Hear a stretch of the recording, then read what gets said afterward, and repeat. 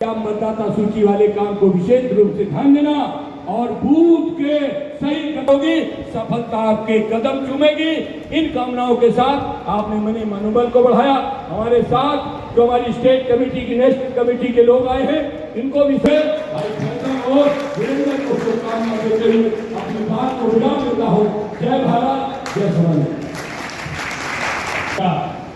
बहुत ही उत्साहवर्धन और एक ऐसे व्यक्तित्व का समस्त कमेटी और समस्त पदाधिकारी आपको विश्वास दिलाते हैं। हम उस विश्वास पर खरा उतरने का काम करेंगे और कार्यकर्ताओं के साथ चलकर और बड़ों का आशीर्वाद लेकर, बड़ों का सम्मान देकर हम उस काम को पूरा करने का काम करेंगे। मैं नरेश उत्तम पटेल, प्रदेश अध्यक्ष समाजवादी पार्टी। आज हम गाजियाबाद जिले में विधान परिषद की आश्वासन समिति की बैठक के माध्यम से यहाँ सरकार के द्वारा दिए गए आश्वासन जो पूरे नहीं हुए, उनकी समीक्षा के लिए अधिकारियों से बैठक के लिए आए थे और कलेक्ट्रेट में हमने वो आश्वासन समिति की बैठक की है जिलाधिकारी और सभी अधिकारियों के सामने।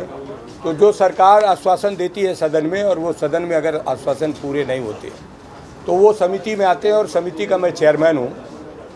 तो उस बहाने में आया था, लेकिन मैंने अपना कर्तव्य समझा कि मैं अपनी पार्टी के दायित्व को भी निर्वहन करूं। मैं भी पार्टी का वर्कर हूं, प्रदेश की जिम्मेदारी है। इस संदर्भ में मैंने यहां पर बैठक की है गाजियाबाद के नेताओं के साथ और यहां उपस्थित कार्यकर्ताओं के साथ कि समाजवादी पार्टी ही इस देश से भारतीय जनता पार्टी की गलत नीतियों का विरोध करके और इस देश में जो सामाजिक समरसता है उसको मजबूत करेंगे। और हम समाजवादी पार्टी के लोग ये चाहते हैं कि भारत लोकतांत्रिक देश है और इस लोकतांत्रिक देश में लोकतंत्र के 4 स्तंभ हैं: विधायिका, न्यायपालिका, कार्यपालिका और मीडिया। ये 4 स्तंभ हैं। ये चारों स्तंभ अपने अपने कर्तव्यों का सही अनुपालन करें तो निश्चित रूप से भारत का लोकतंत्र स्वस्थ होगा और मजबूत होगा। लेकिन आज भारतीय जनता पार्टी भारत के लोकतंत्र को कमज़ोर करने का काम कर रही है और देश में तानाशाही का माहौल पैदा कर दिया। देश में जाति धर्म को आधार पर लोगों के साथ कार्रवाई हो रही है और प्रदेश में लगातार कानून व्यवस्था ध्वस्त है और कानून व्यवस्था के नाम पर कुछ लोगों को खुश करने के लिए भारतीय जनता पार्टी समाजवादी पार्टी समर्थकों के ऊपर, समाजवादी पार्टी के कार्यकर्ताओं के ऊपर विभिन्न फर्जी धाराओं पर मुकदमे लगाने का काम करती है।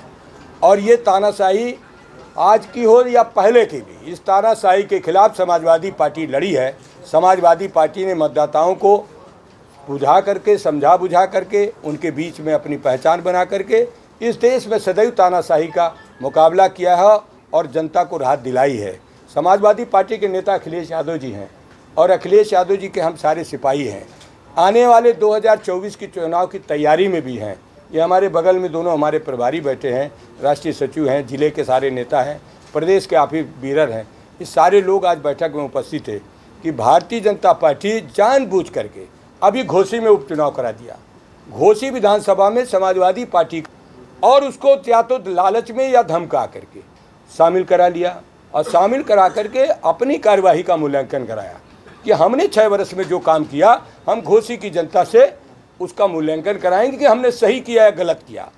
और मुख्यमंत्री, दोनों उप मुख्यमंत्री, उत्तर प्रदेश के 40 कैबिनेट मंत्री, भारतीय जनता पार्टी संगठन के प्रदेश अध्यक्ष से लेकर जितने भी पदाधिकारी थे सबको झोंक दिया घोसी में। लेकिन वहाँ की जनता ने सब नकार दिया। क्यों?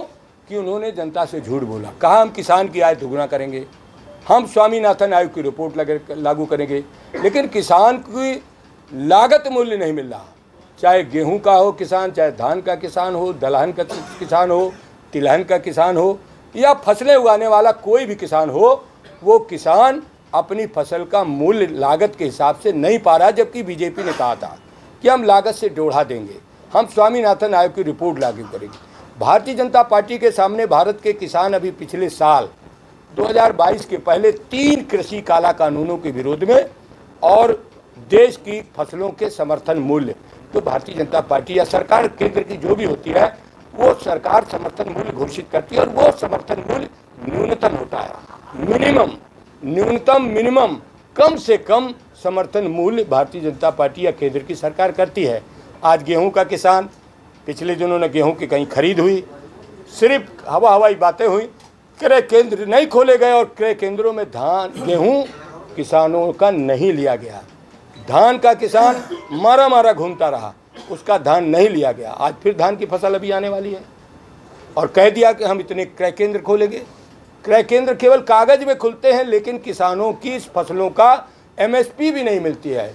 एमएसपी की गारंटी के लिए हमारे देश के 900 किसान शहीद हो गए इसी आंदोलन में कि हमको एमएसपी की गारंटी दी जाए। मीडिया के लोगों ने कहा भी, लिखाया भी, दिखाया भी, किसानों की बात दिखाया, सरकार के वर्जन को भी दिखाया। जब सरकार के सामने किसान जाता है, अनुनय भी नहीं करता है, जिलाधिकारियों के माध्यम से ज्ञापन देता है, अपनी बात कहता है, फिर इसके बाद नहीं होता है तो मंत्रियों के दरवाजे जाता है, अपनी बात कहता है कि भाई महंगाई बढ़ गई, हमारी लागत बढ़ गई, तो हमको लागत के हिसाब से हमें लाभकारी मूल्य तो दो, ताकि हमारी भी बच्चों की व्यवस्था हो जाए, शिक्षा की, चिकित्सा की, दवा दारू हर चीज़ की हो जाए, ये हमारा व्यवस्था हो जाए। लेकिन सरकार भारतीय जनता पार्टी जानबूझ करके किसानों को, खास करके मेहनतकश लोगों को उत्पीड़ित करती है।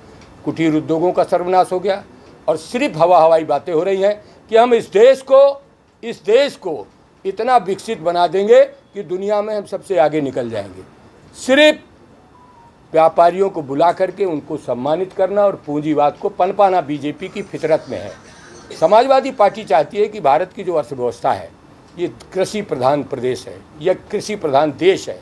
यहाँ जब तक खेती को बल नहीं होगा, हमारे मरहूम नेता चौधरी चरण सिंह जी ने कहा था कि जब तक खेती को बल नहीं दिया जाएगा, जब खेत खलिहानों का विकास नहीं किया जाएगा, किसान को उसकी लागत के अनुरूप उसको लाभकारी मूल्य नहीं दिया जाएगा, तब तक देश समृद्ध नहीं हो सकता है। लेकिन जानबूझ करके भारतीय जनता पार्टी पूंजीपतियों को पूंजी पैदा करने का, अपनी पूंजी में इजाफा करने का मौका देती है। और दूसरा, जब ये बातें कोई विपक्ष का नेता, कार्यकर्ता या किसी वर्ग का कोई आंदोलन खड़ा होता है तो जानबूझ करके तानाशाही रवैया अख्तियार किया जाता है। उन आंदोलनों को हिंसात्मक रूप देने के लिए इस तरीके के कानूनों का भेजा इस्तेमाल होता है और वो आंदोलनों को दमन करते हैं। जब कोई लेखक, कोई पत्रकार, कोई राइटर सही बात लिख देता है तो उनके ऊपर भी तरह तरह की कार्रवाइयाँ होती हैं और इस देश में हो रहा है। इसलिए देश बड़ी विषम परिस्थितियों में फंस गया है। तो हम सब लोग ये चाहते हैं कि हम चारों स्तंभ मिल करके इस देश के लोकतंत्र को, भारत के बाबा साहब के बनाए हुए संविधान को मजबूत करने में अपने अपने कर्तव्यों का निर्वहन करें। अध्यक्ष जी, आपने कहा कि भाजपा जो है जातीय धर्म के नाम पे लड़ा रही है, लेकिन आपके ही जो अलायंस बना है इंडिया, उसके एक नेता कहते हैं कि सनातन कुछ है ही नहीं, ये तो डेंगू मलेरिया की तरह है, कोरोना की तरह है, खत्म कर दो इसको। देखो, समाजवादी पार्टी के राष्ट्रीय अध्यक्ष श्री अखिलेश यादव जी ने बहुत स्पष्ट कर दिया था कि किसी का कोई व्यक्तिगत विचार हो सकता है, लेकिन समाजवादी पार्टी का ये विचार नहीं है। अध्यक्ष जी, आप काफ़ी समय से प्रदेश की कमान संभाल रहे हैं, कई बार गाजियाबाद में आ चुके हैं, लेकिन गाजियाबाद में सपा जो संघर्ष तो कर रही है लेकिन मजबूती नहीं दे पा रही है, आवाज़ नहीं बन पा रही विपक्ष की, ऐसा क्यों? इसी बात को लेकर तो हम संगठन के अपने कार्यकर्ताओं से उनको समझा बुझा करके, आपस में सामंजस्य करके, बूथों का इंतजाम करके, मतदाता सूची में संशोधन जो हो रहा है, मतदाता सूची में तमाम लोगों के नाम वंचित कर दिए गए। 2022 के चुनाव में पीठासीन अधिकारी के पास मतदाता सूची कोई दूसरी थी और जो प्रत्याशी थे उनकी मतदाता सूची कुछ दूसरी थी। प्रकाशित कुछ हुई, अभी 6 जनवरी 2023 को मतदाता सूची प्रकाशित हुई है। हम उसको बूथ वाइज चेक भी करा रहे हैं कि वहाँ पर हर बूथ में समाजवादी समर्थक 20 वोट, 30 वोट, 40 वोट, 50 वोट तक काटे जा रहे हैं। ये जानबूझ करके खेल हो रहा है, जबकि भारत का लोकतंत्र कह रहा है कि सबको वोट देने का अधिकार होना चाहिए, कोई भी वोट से वंचित न रह जाए। लेकिन बीजेपी जानबूझ करके इस तरीके के कृत्य कर रही है, जिसको समाजवादी पार्टी ने समय समय पर चुनाव आयोग को आगाह किया है, उनको अपना पत्रक दिया है, उनसे कहा है कि भाई मतदान ही एक ऐसा पर्व है जिस पर सबको भाग लेने का अधिकार है। कहने को तो आप कहते हैं कि 100% मतदान होना चाहिए, लेकिन जब मतदाता सूची में नाम ही नहीं होगा तो वोट कहाँ से पड़ेगा। तो हमारा प्रयास है कि मतदाता सूची को चेक करके छूटे हुए नामों को आप बढ़ाइए और गलत नामों को कटवाइए, तथा जो भी प्लेस या स्थान या पता चेंज करना है उन सब में काम करिए समाजवादी पार्टी के। जुमा 4 दिन हुए हैं, अभी तक प्रधानमंत्री के चेहरे की बात की जाए, कांग्रेस कहती है कि राहुल गांधी चेहरा है, जेडीयू कहती है कि हमारे लिए नीतीश चेहरा है। देखिए, समाजवादी पार्टी के राष्ट्रीय अध्यक्ष श्री अखिलेश यादव जी बहुत साफ सुथरा चेहरा है, उनको हर तरीके की नॉलेज है, प्रशासनिक का, ज्ञान का, पर्यावरण का, इतिहास का, भूगोल का, सब। कोई भी चेहरा अगर जनता चाहे कि उस चेहरे को मान लेगी और आप सब लोग भी उसी को आगे बढ़ा देंगे। गाजियाबाद की ताजा तरीन खबरों के लिए हमें सब्सक्राइब करें और हमारे बेल आइकन को प्रेस करना ना भूलें।